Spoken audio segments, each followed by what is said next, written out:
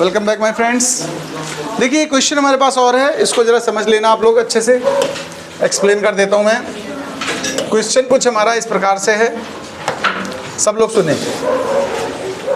80 microfarad capacitor is charged by 50 volt battery.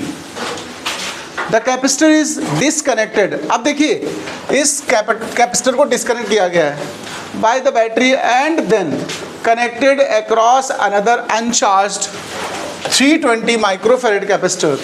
Find the charge on second. हमें C मतलब second का charge find करना, मतलब Q2 find करना है। देखिए यहाँ पर न्यू चार्ज फाइंड करना है।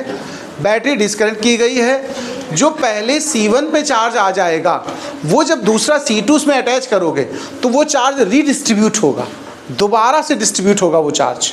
थोड़ा इस पे रहेगा, थोड़ा दूसरे पे चला जाएगा। तुम्हें दूसरे के हिस्से का चाहिए तो देखो सबसे पहले बता दें आपको, C1 हमें गिवन है 80 और V हमारा वोल्टेज इनिशियल दिया है, वो कितना दिया है 50। फॉर्मूला होता है Q is equal to CV।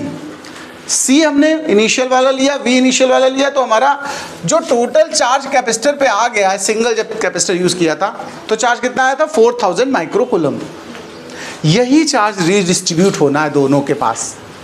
हमें C2 गिवन है, जो दूसरा अनचार्ज्ड यानी उसके पास इस समय इनिशियल कितना है 0, उसको कनेक्ट करना है, लेकिन उस पर अपटेन चार्ज उसको मिलेगा कितना रीडिस्ट्रीब्यूशन के बाद, वो चार्ज में फाइंड करना है।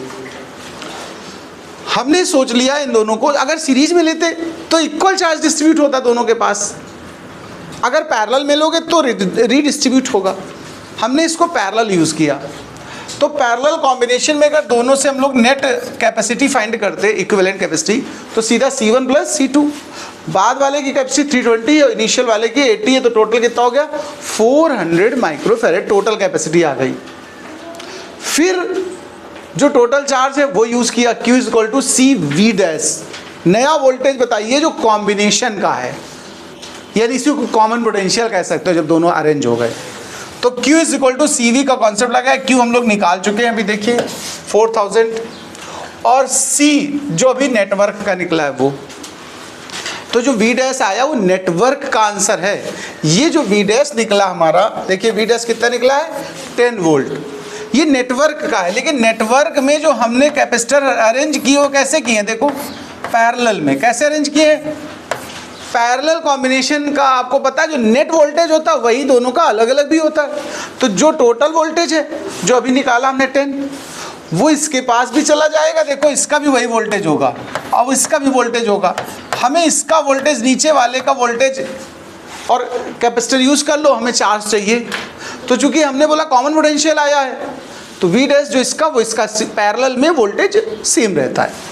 तो हम लोगों ने यूज कर दिया ऑन सेकेंड कैपेसिटर। अगर हम चार्ज चाहिए तो Q2 is equal to C2, capacity इसकी लीजिए और वोल्टेज कॉमन हो जाएगा, वो हो गया हमारा 10। तो आ गया कितना 3200 माइक्रो कूलम।